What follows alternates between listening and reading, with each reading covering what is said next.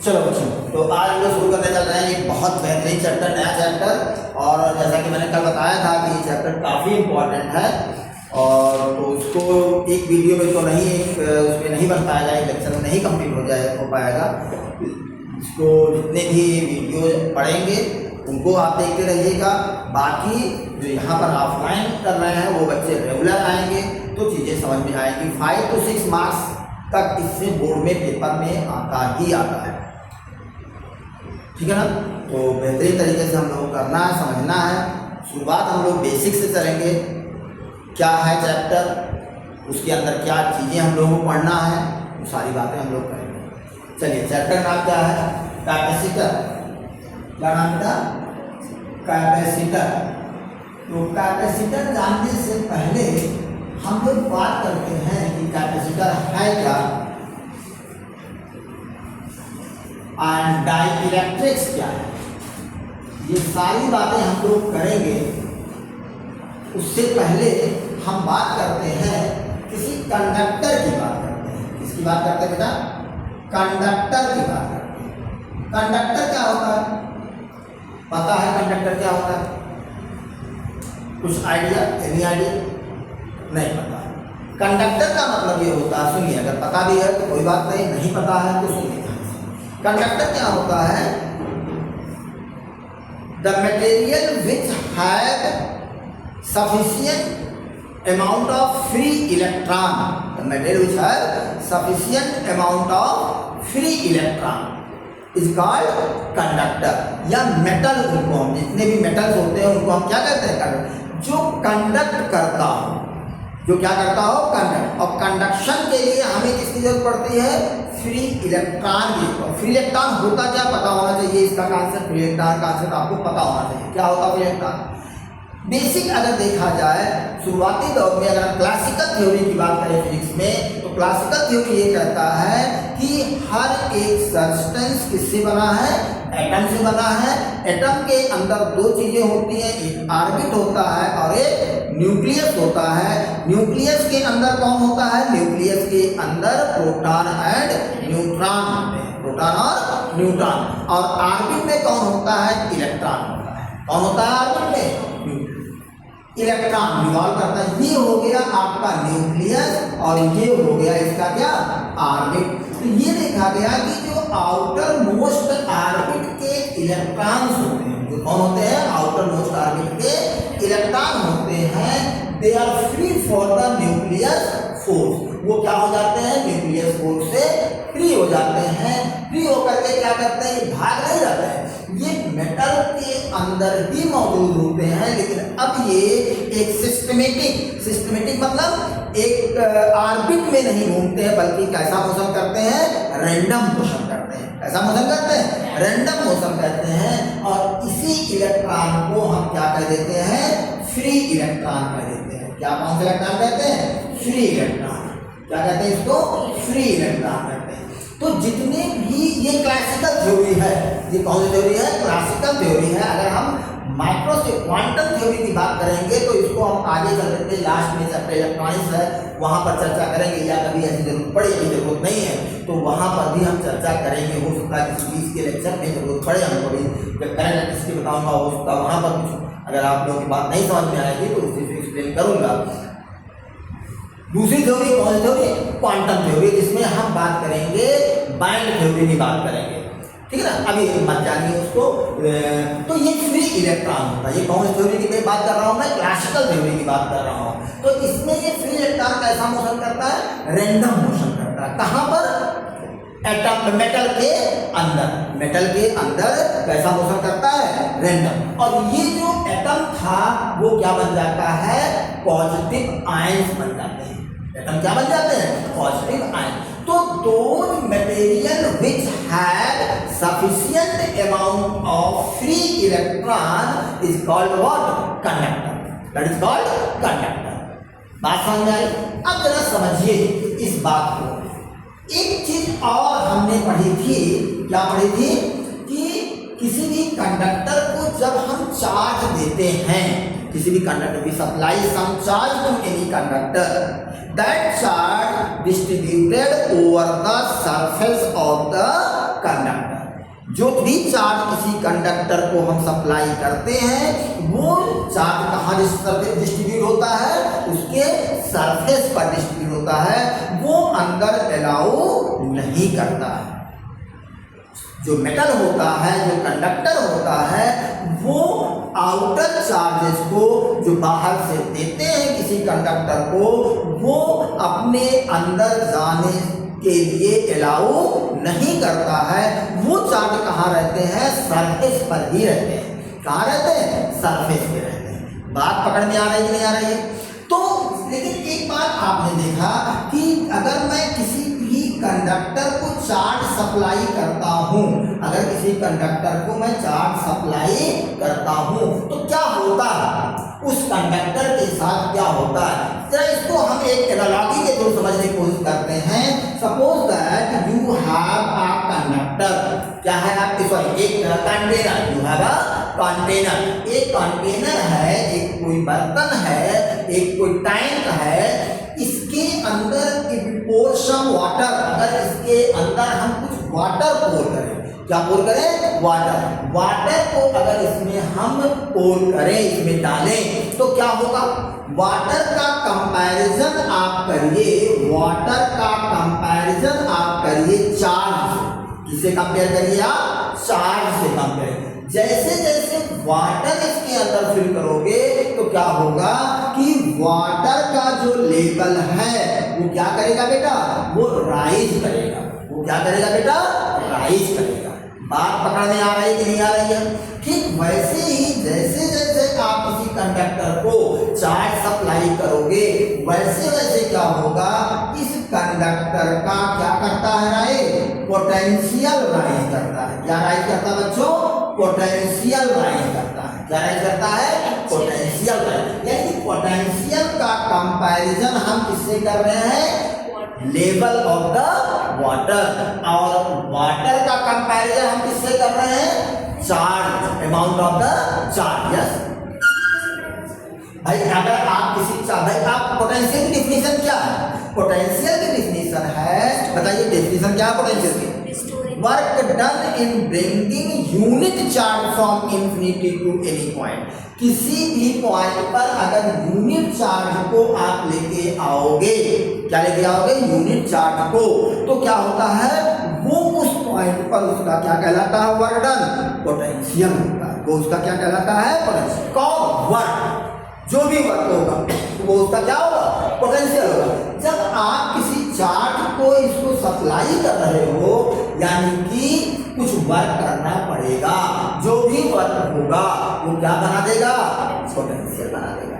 बात समझ में आ रही है नहीं आ रही है, इधर भी बात नहीं। तो पोटेंशियल इसका राइज करता है। तो जैसे यहाँ पर वाटर जब आप पोर करते हो तो क्या राइज करता है, इसका वाटर लेवल राइज करता है। जैसे जैसे आप चार्ज सप्लाई करते हो वैसे वैसे इसका क्या राइज करता है, पोटेंशियल राइज करता है। बात पकड़ में आ रही है नहीं आ रही? यानी कि ये देखा गया कि Q is directly proportional to V, Q is directly proportional to V।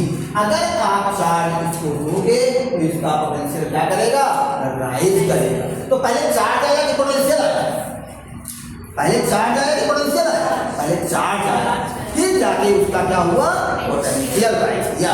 यहाँ ये बात समझिएगा। इस केस में हम यही बात करेंगे, अभी जब करंट इलेक्ट्रिसिटी की बात करेंगे वहां थोड़ी सी कहानी उल्टी होगी, थोड़ा सा वहां कंफ्यूजन होगा। बात समझ आ रही है? तो फिर सुनिए, जैसे जैसे आप चार्ज दे रहे हो वैसे वैसे इसका क्या कर रहा है, पोटेंशियल राइज कर रहा है। पोटेंशियल क्या कर रहा है, राइज कर रहा है। अब बात आती है, यानी कि जैसे जैसे इसमें आप वाटर पोर करोगे, अमाउंट ऑफ वाटर जैसे जैसे बढ़ेगा वैसे वैसे वाटर लेवल क्या करेगा, राइज करेगा। वाटर लेवल क्या करेगा बेटा, राइज करेगा। मेरी बात समझ में आ रही है कि नहीं आ रही है? तो अगर मैं यहाँ पर एक ग्राफ प्लॉट करूं, किसके बीच में, Q और V के बीच में, किसके बीच है बेटा, Q और V के बीच में अगर मैं एक ग्राफ प्लॉट करूं तो जरा बताइए कैसा ग्राफ बनेगा, ग्राफ कैसा बनेगा, स्ट्रेट लाइन। स्ट्रेट लाइन का मतलब कैसा होगा, ऐसा होगा या ऐसा होगा या ऐसा होगा, बताइए। देखिए ध्यान से, कांस्टेंट ऐसा नहीं होगा बेटा, ये नहीं होगा। क्यों? क्योंकि आप ये क्यों आप बढ़ाते जाओ पोटेंशियल, क्यों आप कांस्टेंट और पोटेंशियल बढ़ता जाए, इसका मतलब ये हुआ। और इसका मतलब ये हुआ कि पोटेंशियल कांस्टेंट होगा लेकिन चार्ज क्या हो रहा, बढ़ता है। ऐसा कुछ तो नहीं हो रहा था। दोनों चीजें राइज कर रही हैं, आपका चार्ज बढ़ रहा है और पोटेंशियल भी क्या कर रहा है, राइज कर रहा है। इसका मतलब क्या हुआ, एक ये स्ट्रेट लाइन देगा, ये क्या देगा, एक स्ट्रेट लाइन आपका फॉर्म होगा। बात पकड़ में आई। अब बात आती है कि कितना वाटर इसमें आप पोर कर सकते हो, कितना ज्यादा अमाउंट वाटर इसके अंदर आ सकता है। आप तो जानते हो कि अगर आप पानी भरते जाओगे फिर करते जाओगे, वाटर लेवल बढ़ता जाएगा, एक टाइम ऐसा आएगा क्या कर जाएगा, ये लीक कर जाएगा। ये क्या कर जाएगा, लीक कर, ओवरफ्लो जिसको आप कहते हो। क्या ऐसा कुछ यहाँ पर भी होता है? हमने यस बिल्कुल होता है। तो यहाँ बात आती है amount of water without flow ज्यादा कब होगा, विदाउट फ्लो ज्यादा कब इसमें हम फिल कर सकते हैं, जब इस कंटेनर का साइज क्या होगा, ज्यादा होगा। जब साइज क्या होगा, ज्यादा। जैसे मैंने कहा एक कंटेनर ये है और एक कंटेनर ऐसा है, इसमें भी वाटर राइज कर रहा हूं। तो बताइए किसमें ज्यादा वाटर आप फिल कर सकते हो? आपको इसमें ज्यादा फिल कर सकते हो क्योंकि इसका जो साइज है वो छोटा है और इसका साइज क्या है, बात समझ आएगी। यहाँ पर भी बात ऐसी होती है। तो मैंने कहा कि अगर आप वाटर इसमें फिल कर रहे हो तो क्या कर जा रहा है, एक टाइम पर ओवरफ्लो कर जा रहा है। तो क्या इस कंडक्टर के साथ भी कुछ ऐसी कहानी होती है? तो ये देखा गया कि हाँ ऐसा ही कुछ यहाँ होगा, यहाँ ओवरफ्लो नहीं होता, उसको हम फिजिक्स की लैंग्वेज कहते हैं क्या हो जाता है, वो लीक कर जाता है। क्या कर जाता है, लीकेज हो जाता है। कैसे होता है? एक्चुअली होता क्या है, जैसे जैसे आप चार्ज दोगे इसका पोटेंशियल राइज करेगा, इसके सराउंडिंग का इलेक्ट्रिक फील्ड राइज करेगा। क्या राइज करेगा, इलेक्ट्रिक फील्ड राइज करेगा।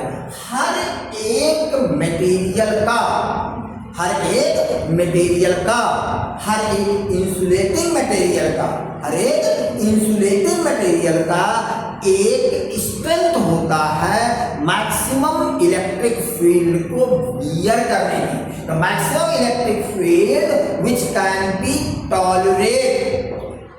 which can be tolerate without breaking, without leakage।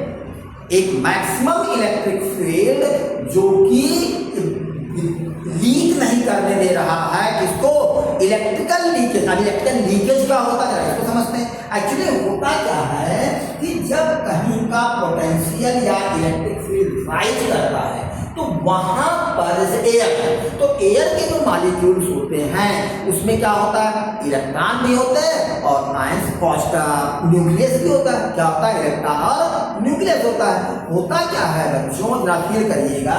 जैसे मान लो मैंने कहा कि ये एक एटम है, ये है। अब अगर यहाँ पर इलेक्ट्रिक फील्ड होगा तो ये इलेक्ट्रिक फील्ड क्या करेगा, मान लो इलेक्ट्रिक फील्ड इस तरह का है, तो ये इलेक्ट्रिक फील्ड क्या करेगा, इस पॉजिटिव चार्ज पर इस तरह फोर्स लगा, इस निगेटिव चार्ज इलेक्ट्रॉन पर इस तरह फोर्स लगाएगा और पॉजिटिव पर कैसा फोर्स लगाएगा, इस तरह फोर्स लगाएगा। यानी कि ये क्या हो जाता है कि इस तरह का शेप गेन कर लेता है, यानी कि निगेटिव यहाँ हो जाता है और पॉजिटिव यहाँ हो जाता है। बात समझ, ये कब हो रहा है, जब इलेक्ट्रिक फील्ड अप्लाई किया। अब अगर इस इलेक्ट्रिक फील्ड को हम बढ़ाते जाएंगे तो इस पर जो फोर्स लग रहा है वो क्या होगा बेटा, ये बढ़ता जाएगा। इस पर जो फोर्स होगा वो क्या होगा बेटा, बढ़ता जाएगा, राइट। एक टाइम ऐसा आएगा कि ये क्या हो जाएगा, ये अलग हो जाएगा। कौन, इलेक्ट्रॉन बाहर निकल आएगा। एक लिमिट होती है इस इलेक्ट्रॉन को बियर करने की, इस इलेक्ट्रिक फील्ड की।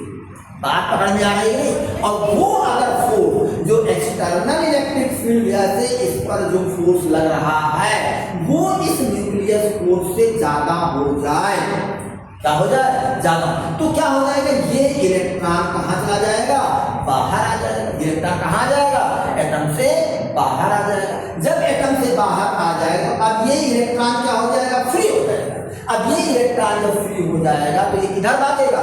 जो ये इलेक्ट्रिक फील्ड आपने क्रिएट किया था बेटा, वो किसकी वजह से क्रिएट किया था? कि जो प्लेट्स की पॉजिटिव और नेगेटिव प्लेट की वजह से क्रिएट किया था। तो ये इलेक्ट्रॉन कहाँ जाएगा? ये इलेक्ट्रॉन दौड़ करके इसके पास आएगा और ये पॉजिटिव कहाँ भागेगा? ये इधर भाग जाएगा। बात पकड़ में आ रही कि नहीं आ रही? मैंने एक मॉलिक्यूल की बात किया, एक एयर मॉलिक्यूल की बात किया, तो इसी को हम क्या कहते हैं? इलेक्ट्रिकल लीकेज हो गया या ब्रेकडाउन हो गया। मेरी बात पकड़ में आई? तो यहाँ पर भी ऐसा ही कुछ होता है, इसको हम कहते हैं ओवरफ्लो करना। जो ओवरफ्लो यहाँ हो रहा था, यहाँ पर हम लोग इलेक्ट्रोस्टैटिक्स में ओवरफ्लो को हम क्या कहते हैं? इलेक्ट्रिकल लीकेज कहते हैं, इलेक्ट्रिकल ब्रेक डाउन कहते हैं। और ये ब्रेकडाउन कब होगा?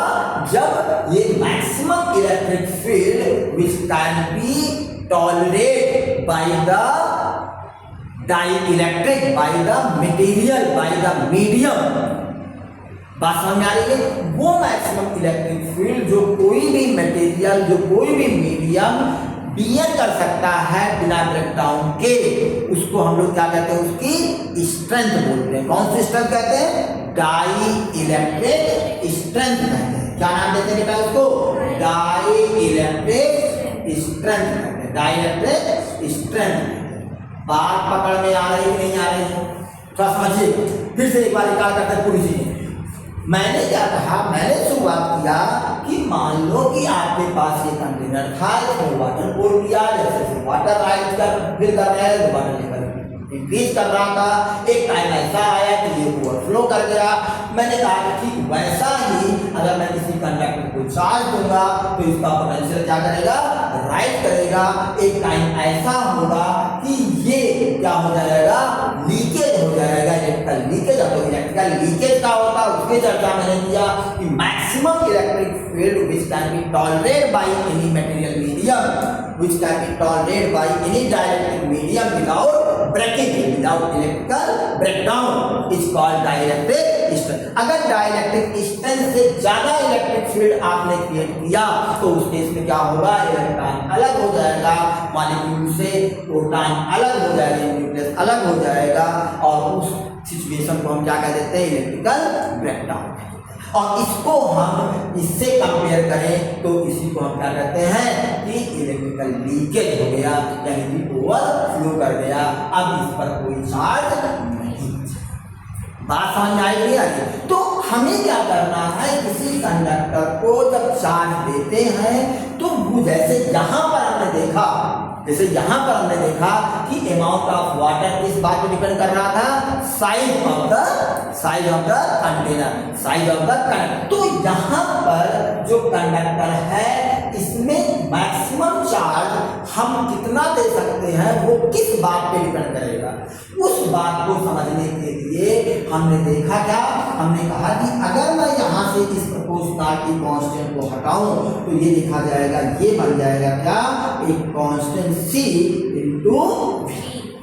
ये जो C है, इस C को हम कहते हैं क्या? Capacitance of the conductor. क्या कहते हैं बेटा? Capacitance of conductor. क्या कहते हैं बच्चों? Capacitance of conductor. कुछ बात पकड़ में आ रही कि नहीं आ रही? बोलिए, कुछ पकड़ में आ रहा है कि नहीं आ रहा? नहीं आ रहा, बिल्कुल नहीं आ रहा। तो बोलो भाई, ठीक है ना? तो ये अच्छे समझिए। तो कैपेसिटेंस ऑफ कंडक्टर का मतलब क्या हुआ? एबिलिटी ऑफ कंडक्टर या capacity of conductor to hold the charge, to hold the charge. Ability कितनी है किसी कंडक्टर के अंदर चार्ज को होल्ड करने की, वो उसका क्या कहलाता है? कैपेसिटेंस कहलाता है। क्या कहते हैं उसको? कैपेसिटेंस। तो कैपेसिटेंस का मतलब हुआ कैपेसिटी। जैसे यहाँ पर क्या था? कैपेसिटी हम कहते हैं कोई टैंक की कैपेसिटी कितनी है? तो कैपेसिटी अगर पानी का टैंक है तो कहेंगे उसमें पानी जितना ज्यादा वाटर आएगा तो हम कहेंगे उसकी कैपेसिटी क्या है? ज्यादा। कोई कंटेनर ऐसा है जिसमें कोई आप दूसरा सामान रखना चाहते हो, उसकी कैपेसिटी से क्या मतलब हुआ कि वो पर्टिकुलर जो सामान है, जो लगेज है, वो कितना ज्यादा उसके अंदर रख सकते हो, कैपेसिटी क्या है, ज्यादा। ऐसे ही किसी कंडक्टर की कैपेसिटी चार्ज को होल्ड करने की कितनी ज्यादा है वो डिफाइन कौन करता है, उसका कैपेसिटेंस डिफाइन करता है। कौन डिफाइन करता है? तो कैपेसिटेंस क्या है बच्चों? Capacitance is the ability of conductor to hold the charge. The capacitance is the capacity या एबिलिटी, उसकी क्या है वो कैपेसिटी है या उसकी क्या है एबिलिटी है। ये एक जनरल डिफिनेशन हो गई। अब यहां से बात समझिए, तो यहां से अगर मैं कहूं तो C इज इक्वल टू किसके हो जाएगा बेटा? C इज इक्वल टू हो जाएगा Q बाई V। अब देखो समझो, बहुत थोड़ा सा बहुत ध्यान समझिएगा, यहां बच्चे गलती करते हैं। यहां देखो तो capacitance of a conductor depends upon, इस फॉर्मूले से क्या लग रहा है? Q पे डिपेंड कर रहा है, V पे डिपेंड कर रहा है। इस माया जाल में मत फंसिएगा, ये आपका क्या है, मिराज है। ये बहुत बड़ा कंफ्यूजन होता है यहाँ से बच्चों को। क्वेश्चन आ जाता है, अगर हम चार्ज को बढ़ा दें तो क्या कैपेसिटेंस बढ़ जाए कंडक्टर का? तो कहते बच्चे हाँ बढ़ जाएगा सर, क्यों? क्योंकि C equal to Q by V होगा, Q बढ़ेगा तो C क्या हो जाएगा? नहीं। अच्छा खुद बताओ आप बच्चों, अगर मेरे पास एक कंटेनर है, मेरे पास एक लिमिट मान लो 5 लीटर कंटेनर है, पानी मेरे पास 10 लीटर है, तो क्या वो 5 लीटर वाला कंटेनर बड़ा होकर 10 लीटर बन जाएगा? बताइए भाई, ऐसा होगा क्या? क्या वो कोई वो थोड़ा ही है कि अपने आप बढ़ना शुरू हो जाएगा? नहीं। मेरी बात समझ में आ रही है? तो capacitance it does not depend upon the amount of charge given to the conductor. Charge पे डिपेंड नहीं करता, ना ही किस पे डिपेंड करता है, पोटेंशियल पे डिपेंड करता है कंडक्टर। तो किस बात पे डिपेंड करता है उसकी चर्चा अभी हम लोग करेंगे। फिलहाल यहाँ पर ये दिमाग में सेट कर लीजिए, the capacitance of conductor never be depend upon the amount of charge and rise in potential, rise in potential. But we can define it mathematically by this formula. But we can define, हम लोग इसको define कर सकते हैं, किसको? Capacitance को। किसके basis पर? इस फॉर्मूले। कैसे? It is the ratio, capacitance of a conductor is the ratio between the charge given to the conductor and rise in potential of the conductor. बात पकड़ में आई? It is the ratio between the charge given to the conductor and rise in potential of the conductor. बात पकड़ में आ रही है, नहीं आ रही है? समझ रहा है नहीं समझ रहा? कुछ दिमाग में कुछ चीजें विजुलाइज हो रही हैं कि नहीं हो रही? लिंक करके पढ़िए चीजों को। मैंने कहा कि किसी भी कंडक्टर का जो कैपेसिटेंस है वो किस बात पे डिपेंड करता है? वो होता है कैपेसिटेंस किसी कंडक्टर का कैसे डिफाइन करते हैं? वो रेशियो होता है किस चीज का? कितना उसको चार्ज दे रहे हो, उस चार्ज को देने से उसका पोटेंशियल कितना राइज होगा। डिफाइन करते हैं जैसे capacitance of a conductor is the ratio between the charge given to the conductor and rise in potential of the conductor. बात पकड़ में आई है? तो C इज इक्वल टू क्या हो गया? Q by V। C equal to क्या हो गया? Q by V। बात पकड़ में आई? चलिए अब यहां से हम लोग बात करते हैं इसके यूनिट की बात करते हैं। इसकी बात करते हैं बच्चों, यूनिट की बात करते हैं। तो क्या होगा? तो इसकी यूनिट देखिए ध्यान से, यहां से देखें हम यूनिट की बात करें तो इसकी यूनिट क्या बनेगी बताइए? इसकी यूनिट क्या हो गई? कूलम। इसकी यूनिट क्या हो गई? Volt. Coulomb per volt, coulomb per volt, या इसी को हम कहते हैं फैरेड। क्या कहते हैं बेटा? फैरेड। F से रिप्रेजेंट करते हैं। 1 फैरेड इज इक्वल टू होता है 1 coulomb per volt. 1 coulomb per volt. You can define 1 farad.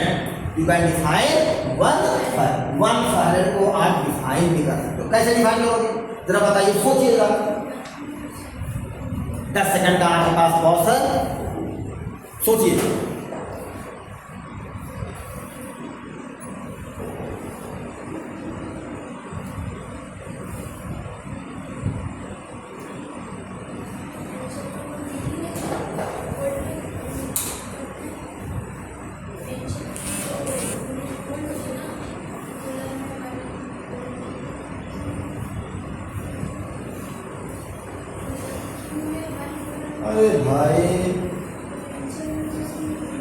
Definition मैंने बताई उसके लिए डिफाइन करो। If 1 volt potential is rise of a conductor after given 1 coulomb charge, then capacitance of the conductor will be 1 farad। बात समझ, अगर 1 volt potential rise हो रहा है किसी कंडक्टर का after giving the charge 1 coulomb, then capacitance of the conductor will be 1 farad। बात पकड़ में आई, सिंपल सा है, कुछ नहीं करना, अपने आप डिफाइन करिए उसको, बनाइए अपनी डेफिनेशन। 1 कूलम चार्ज देने से अगर 1 वोल्ट पोटेंशियल राइज कर रहा है तो उसका कैपेसिटेंस कितना होगा, ठीक है ना? बात समझ में आई? If 1 coulomb charge rise the potential of a conductor by 1 volt, if 1 coulomb charge rise the potential of a conductor by 1 volt, then the capacitance of the conductor will be 1 farad। बहुत आसान से लिख देखिए, बनी कि नहीं बनी? If 1 coulomb charge rise the potential of a conductor by 1 volt, then the capacitance of the conductor will be 1 farad। बात पकड़ में आई। अब यहाँ बात आती है कि एक 1 farad यानी farad is the biggest unit of the capacitance। क्या कैपेसिटेंस की जो यूनिट farad है वो एक बिगेस्ट यूनिट है या नहीं? सोचिए ना थोड़ा सा, इस बात को जरा सोचिए, समझिए बात को। हमने बताया था कि 1 कूलम क्या था, 1 coulomb is the biggest unit of the charge. याद करिए हमने क्या बताया था, इस 1 coulomb is the biggest unit of the. याद करिए हमने इसको पढ़ाते टाइम बताया था, एग्जांपल दिया था कि इस रेट से अगर इलेक्ट्रॉन ट्रांसफर करें तो 1 कूलम के इक्विवेलेंट जो इलेक्ट्रॉन थे, जो कि अप्रॉक्सीमेटली 10⁻18 इलेक्ट्रॉन थे, कितना टाइम लग रहा था, कई ईयर्स लग रहे थे ट्रांसफर करने में। तो उसके के बेसिस पर हम ये कहते थे कि 1 कूलम क्या था, एक बिगेस्ट यूनिट थी। कौन सी यूनिट बेटा? Biggest unit charge. ऐसा हुआ था कि नहीं हुआ?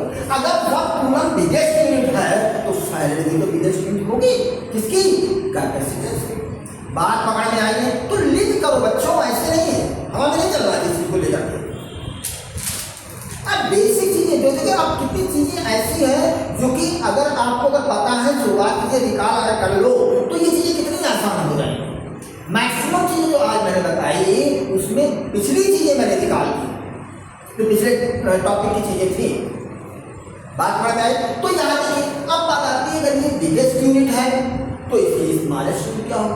तो इसकी स्मॉलेस्ट यूनिट होती है, इसका कूलम की होती थी, micro coulomb, pico coulomb, nano coulomb, ऐसा होता तो नहीं होता।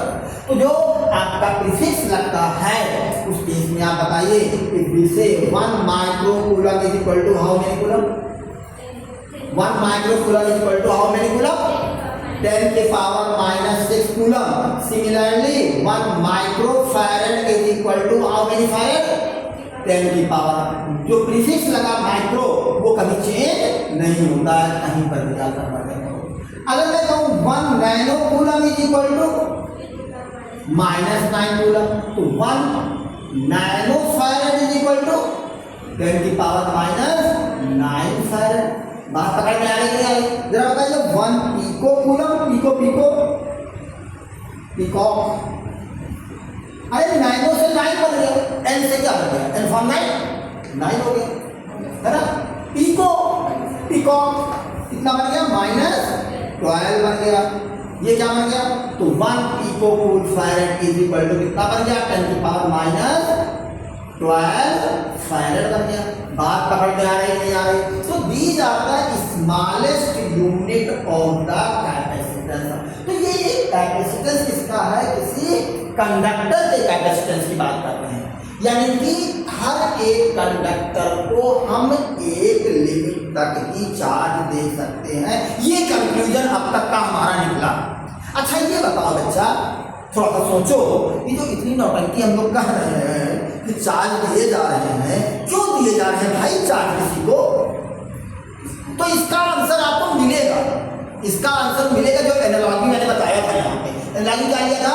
वाटर कंटेनर की बात की, है ना? वाटर कंटेनर की बात की थी। तो वाटर कंटेनर का यूज क्यों करते हैं भाई? क्यों करते हैं? स्टोर करने के लिए। क्या चीज स्टोर करने के लिए? वाटर को। कब? इमरजेंसी टाइम के लिए। जब पानी की सप्लाई ना आ रही हो घर में भाई, तो उस केस में आप क्या करते हो? उसी वाटर को यूज करते हो। ऐसे ही अगर आपके पास कोई कंडक्टर है, उसमें चार्ज क्यों स्टोर कर रहे हैं? चार्ज स्टोर कर रहे हैं, इसका मतलब क्या? That is the energy. That is the energy. पानी स्टोर कर रहे हो, that is also the energy. अरे बोलो भाई, तो कहीं पर भी आपको अगर चार्ज स्टोर कर रहे हो, यानी क्या चीज स्टोर कर रहे हो? एनर्जी को स्टोर कर रहे हो। किसको स्टोर कर रहे हो? एनर्जी को स्टोर कर रहे हो। मेरी बात पकड़ में आ रही है? तो हम लोग क्या चाहते हैं कि ज्यादा से ज्यादा एनर्जी को हम स्टोर करके रखें, no matter whether it is the amount of water, that is also type of energy, amount of wheat, गेहूं, चावल, दाल, जो भी आप खाने के आइटम रखते हो, स्टोर करके रखते हैं। अब कोविड टाइम में क्या था? कोविड टाइम में हम लोग यूज करते हैं, जो ला के रख दिया भैया, निकालना नहीं घर से बाहर, तो क्या किया? वो हमारी एनर्जी थी, उसको हमने यूज किया। बात समझे? ऐसे हम लोग क्या करते हैं? इमरजेंसी टाइम में जो चीजें यूज होती हैं, जो एनर्जी, डिफरेंट टाइप की एनर्जी, ऐसे हम लोग पैसे की बात करें, पैसा भी हम लोग बैंक में थोड़ा सा सेव करके रखते हैं। किस लिए? इमरजेंसी टाइम के लिए। बात पकड़ में आ रही है? तो ये जो एनर्जी हम स्टोर करते हैं, वो किस टाइम के लिए? इमरजेंसी टाइम के लिए यूज करने के लिए। तो ऐसे ही अगर मैं चार्ज कहीं स्टोर कर रहा हूँ, तो चार्ज स्टोर कर रहा हूँ, इसका मतलब मैं एनर्जी को स्टोर कर रहा हूँ। और चार्ज से कौन सी एनर्जी बनेगी? इलेक्ट्रिकल एनर्जी बनेगी।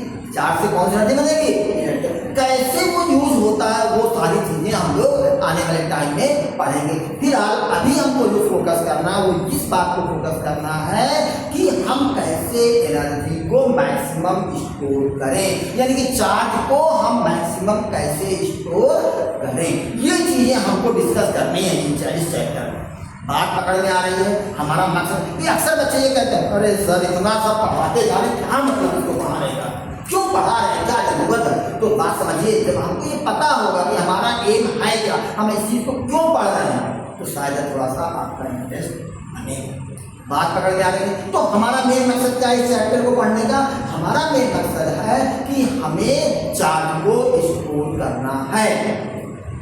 चार्ज को स्टोर करने का मतलब हमें एनर्जी को स्टोर करना है। बट एनर्जी स्टोर करने के लिए हमें क्या चाहिए? एक कंडक्टर चाहिए। और कंडक्टर के साथ वहाँ एक खास बात थी कि उसको एक लिमिट से ज़्यादा हम चार्ज उस पर स्टोर नहीं कर सकते।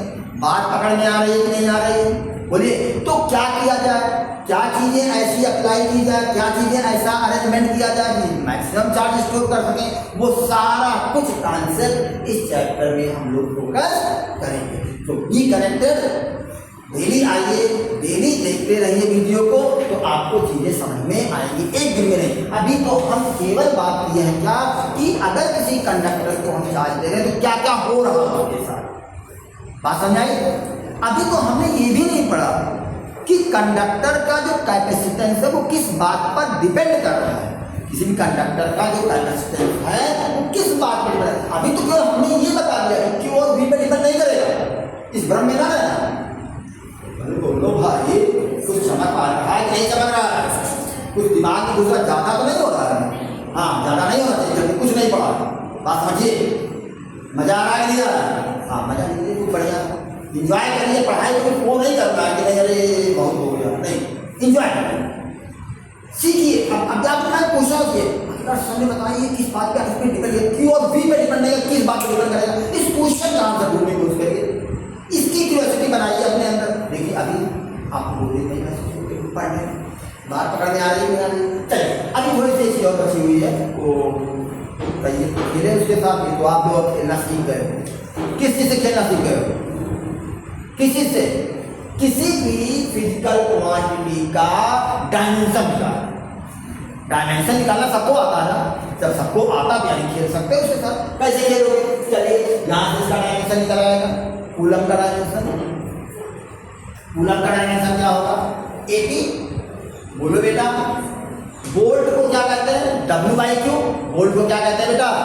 W/Q। W/Q, Q ऊपर चला जाएगा, W/Q ऊपर जाएगा। फिर यहाँ पर कूलम हो जाए, कूलम का मतलब ये क्या बन गया, स्क्वायर हो गया, ए स्क्वायर।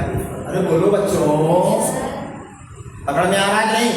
अच्छा नीचे क्या बचा, W, W means work, W means क्या, वर्क, वर्क का डायमेंशन क्या होता है, M L T minus two, M L T minus, यही होता है, M L T minus two होता, M L square, very good. हाँ एम एल स्क्वायर, मैं भी खेलने की कोशिश कर रहा था आपको, है नहीं?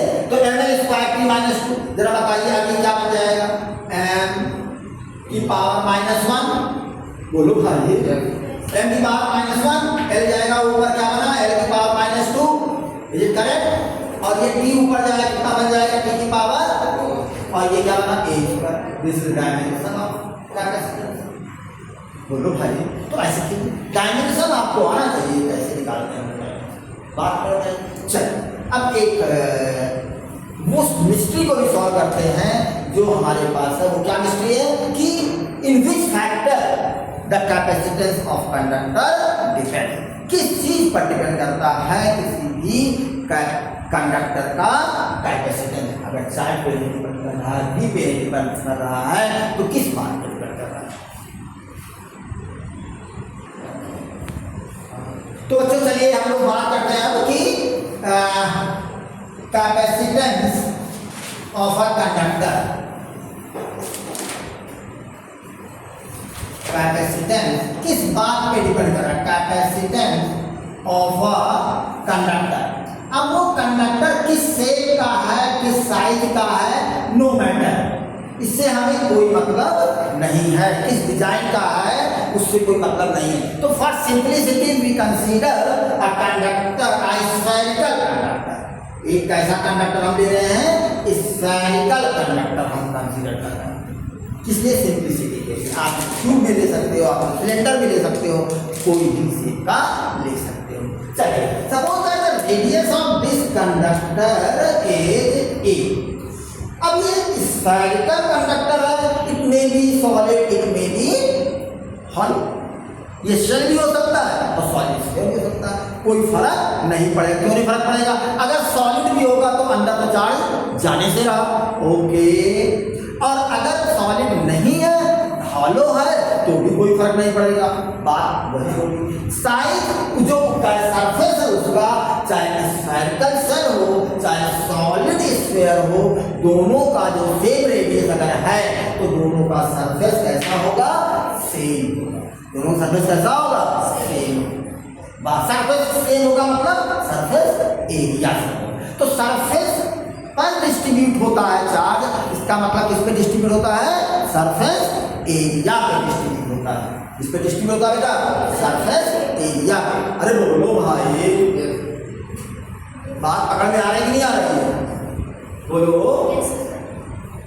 ढेर सारी चिड़िया उड़ते हुए आई तो कहाँ बैठेंगे, छत पे तो बैठेंगे, अंदर तो घर पे नहीं आ जाएंगे ना, दरवाजा खुला हुआ है, नहीं आएंगे ना, आने नहीं देंगे तो, वैसे कंडक्टर आने नहीं देगा उसको, चार्ज को बात करने। तो जितना बड़ा सरफेस होगा छत का, जितना बड़ा रूफ होगा, उतना ज्यादा आपको क्या बने, उतना ज्यादा क्या होंगी उस पर आके बैठ जाएंगे, जितनी बार होंगी, बात पकड़ में आई। ऐसे ही जितना ज्यादा सरफेस होगा, ये बात आपको पकड़ में आ रही होगी कि कंडक्टर का चार्ज ज्यादा हम स्टोर कर सकते हैं जब किसी भी कंडक्टर का सरफेस बड़ा होगा। ये बात पकड़ में आ रही है क्या? देखो इसको लॉजिकली हम लोग समझने की कोशिश कर रहे हैं। अभी कैसे समझने की कोशिश कर रहे हैं, लॉजिकली समझने की कोशिश कर रहे हैं। क्या फिर समझिए, हमने कहा किसी भी कंडक्टर पर चार्ज कहाँ स्टोर होता है, सरफेस। सरफेस का मतलब सरफेस एरिया। तो जितना ज्यादा सरफेस एरिया होगा उतना चार्ज स्टोर होगा, और जितना ज्यादा चार्ज कोई स्टोर कर सकता है उतनी ज्यादा उसकी क्या होती है, एबिलिटी होती है, उसकी ज्यादा उसकी कैपेसिटी होती है। बात पकड़ में आने नहीं आ रही। इसी बात को हमें मैथमेटिकली रखनी कैसे, देखो suppose that radius of this sphere is a and q, maximum charge q is stored by this spherical conductor। ये spherical conductor मैक्सिमम कितना चार्ज स्टोर कर सकता है, q चार्ज स्टोर कर सकता है विदाउट इलेक्ट्रिकल ब्रेकडाउन। तो इससे इसका पोटेंशियल कितना होगा, you know the potential of a charged spherical conductor is v is equal to 1/4 pi epsilon naught Q by A. ऐसा होता है कि नहीं होता है? बोलिए। अच्छा, इसके सरफेस का पोटेंशियल कितना हुआ? इतना हुआ। तो अंदर का पोटेंशियल कितना होगा भाई? अरे महान आत्मा हो, गला दबा देंगे हम। तो अंदर चार्ज ही नहीं। अरे अंदर चार्ज, इलेक्ट्रिक फील्ड नहीं होगा नालायक, इलेक्ट्रिक फील्ड नहीं होगा, इलेक्ट्रिक फील्ड नहीं होगा ना। पोटेंशियल कितना होगा? अभी कुछ दिन पहले मैंने बात किया था, पोटेंशियल कितना होगा? पोटेंशियल जो सरफेस पर होगा वही पोटेंशियल कहाँ होता है? अंदर भी होता है। बात समझ में आ रही है कि नहीं आ रही है? शैतानी कर रहे हैं आप लोग, हम बता दे रहे हैं। शैतानी करना अच्छी बात नहीं, शैतानी होना हम कर देंगे, हमारी शैतानी जानते हो कितनी खतरनाक होगी। बात पकड़ में आने की नहीं आ रही, शैतानी मत करो। तो यहाँ से ये हो गया इसका पोटेंशियल। और कैपेसिटेंस सपोज कर लो इसकी कितनी है? सी भाग C is equal to C बात चलेगी, C equal to Q by V. C equal to क्या हो जाएगा? Q by V. तो क्यू कितना है बेटा? क्यू तो क्यू ही है। वी कितना है जरा बताइए? 1/4 pi epsilon naught Q by कितना? 1। अरे बोलो भाई, यहाँ से देखिए सी इक्वल तो देखो क्या बनेगा जरा बताइए। अरे भाई ये चीज ऊपर चली जाएगी क्योंकि खचा। सी कितना आ गया? 4 pi epsilon naught into A. जरा बताइए 4 pi epsilon naught, it is a constant. ये क्या है? Constant. So this is implies that C is directly proportional to A, यानी कि ए का मतलब रेडियस। रेडियस ज्यादा होगा तो उसका सरफेस एरिया ज्यादा होगा। सरफेस एरिया फॉर्मूला क्या होगा किसी स्क्वायर के? 4 पाई आर स्क्वायर। क्या होता है? 4 pi R square, but here radius is A, 4 pi A square. तो सरफेस यानी कि जितना ज्यादा रेडियस होगा, यानी कि जितना ज्यादा उसका साइज होगा, उतना ज्यादा उसका क्या होगा? Capacitance. So capacitance of a conductor depend upon the size of the conductor. तो लॉजिकली हमने प्रूफ किया था, तो बात समझी थी कि किसी भी कंडक्टर का कैपेसिटेंस किस बात पर डिपेंड करता है? उसके साइज पर डिपेंड करता है। वो बात मैथमेटिकली हम लोगों ने निकाल लिया। रेडियस पे डिपेंड कर रहा है, इसका मतलब किस पे डिपेंड कर रहा है? उसके साइज पे डिपेंड कर रहा है। और देखिए अगर मैं कहूँ ये जो मीडियम था यहाँ पर, वो मीडियम क्या है? डाइलेक्ट्रिक मीडियम है। यहाँ अभी हमने एयर लिया, क्या लिया था? एयर। अगर मैं कोई मीडियम ले लूँ, कौन सा मीडियम ले लूँ? डाइलेक्ट्रिक मीडियम, तो उस केस में ये क्या बन जाएगा? के बन जाएगा। यहाँ पर यहाँ क्या बन जाएगा बेटा? के हो जाएगा। तो यहाँ क्या हो जाएगा? के हो जाएगा। तो यहाँ भी क्या आ जाएगा? के। यानी कि and C is directly proportional to K. C is directly proportional to K. C is directly proportional to K. Directly constant पे डिपेंड करता है। अच्छा जरा एक क्वेश्चन यहाँ बता रहा हूँ। डायरेक्ट्रिक कांस्टेंट तो आप जानते हो थोड़ा, पता ना डायरेक्ट्रिक। तो डायरेक्ट्रिक कांस्टेंट वास्तव में मतलब क्या है? क्यों वो कैपेसिटेंस को बढ़ा रहा है? आपने पढ़ा होगा कि जब किसी डायलेक्ट्रिक मीडियम में किसी चार्ज को रखते हैं तो उसका फोर्स दो चार्जेस के पीछे क्या हो जाता है? कम हो जाता है। क्या हो जाता है? कम हो जाता है। इलेक्ट्रिक फील्ड क्या हो जाता है? कम हो जाता है। पोटेंशियल क्या हो जाता है? ड्यू टू पॉइंट चार्ज अगर मीडियम में रखते हैं किसी को, कम हो जाता है। क्यों भाई ऐसा क्यों? ऐसा क्या काम कर देता है कि डायरेक्ट्रिक मीडियम ऐसा क्या काम कर देता है कि potential, electric field, force between two charge ये सब कम हो जा रहा है? अरे बोलो भाई। और यहाँ से क्या दे रहे हैं? कैपेसिटेंस उसका क्या कर जा रहा है? इंक्रीज कर जा रहा है। बात पकड़ में आ रही है? तो इसका आंसर ढूंढ के आइए। यानी के कौन सा काम ऐसा कर दे रहा है इंटरनली? के का मतलब क्या होगा? क्या के ऐसा क्या रोल प्ले कर रहा है कि दो फोर्सेस के बीच का जो चार्जेस के बीच का जो फोर्स था वो कम हो जा रहा है, इलेक्ट्रिक फील्ड कम हो जा रहा है due to point charge, electric potential कम हो जा रहा है due to point charge, but capacitance क्या कर जा रहा है? ये बात समझ में आ रही है? तो जरा ढूंढिए इस क्वेश्चन का आंसर और बताइएगा। जो लोग ऑफलाइन हैं वो लोग समझ के बताएंगे कल, और जो लोग ऑनलाइन पढ़ रहे हैं वो लोग कमेंट को बताएंगे कि हाँ इसका रीजन क्या होता है।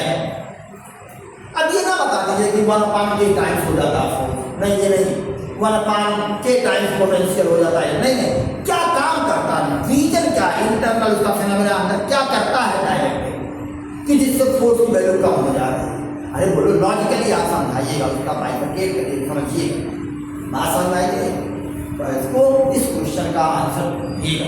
तो यहाँ से सी इनडायरेक्टली प्रोपोर्शनल टू के कैसे, तो ये चीज़ें हम लोग कल डिस्कस करेंगे, कल हम लोग डिस्कस करेंगे, इस बात की चर्चा करेंगे कि के क्यों ऐसा कर रहा है, बात समझ आई। तो this is the overall capacitance of a conductor. अब बात आती है कि आखिर ये कैपेसिटेंस किसी कंडक्टर का किस बात पे डिपेंड कर रहा है, ये हो गया कैपेसिटेंस होता है, क्या हो गया, कैपेसिटेंस ज्यादा होने से फायदा क्या हो रहा है, चार्ज ज्यादा स्टोर हो रहा है, चार्ज ज्यादा स्टोर होने से क्या हो रहा है, एनर्जी ज्यादा स्टोर हो रहा है। तो एनर्जी होती कितनी है, किसी चार्ज कंडक्टर की एनर्जी कितनी होती है, ये हम लोग अगले वीडियो पढ़ेंगे, समझेंगे अगले लेक्चर में। ओके, तो सब लोग ध्यान से जा करके पूरा चैप्टर ये जितना हमने पढ़ाया उसको निकाल करिएगा, रिवाइज करिएगा अच्छे से।